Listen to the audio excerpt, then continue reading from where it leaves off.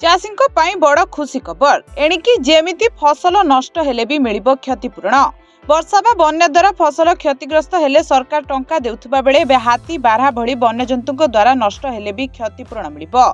प्रधानमंत्री फसल बीमा योजना अधीन रे दुई प्रकार फसल नष्ट पई क्षतिपूरण मिलिबो। एने घोषणा करिसेंती केंद्र कृषि मंत्री शिवराज सिंह चौहान। पूर्वरु प्रधानमंत्री फसल बीमा अधीन रे गोटिको पई क्षतिपूरण मिलुथिबा बेले उभय प्रकार फसल नष्ट पई क्षतिपूरण देबाकू दीर्घ दिन धरी दाबी करि आसुथिले चाषी, जहाकू एबे पूरण करिसेंती सरकार। चाषींको अदिनिया दुख लाघव करिसेंती। एने मंत्री कहिसेंती एपर्यंत फसल बीमा योजना रे प्राकृतिक विपर्यय, मरुड़ी, शिलावृष्टि, झड़, कीटपतंग एवं रोग जनित क्षति को अंतर्भुक्त करा जाउथिला, किंतु दुईटी प्रमुख प्रकारर क्षति को बाद दिया जाइथिला।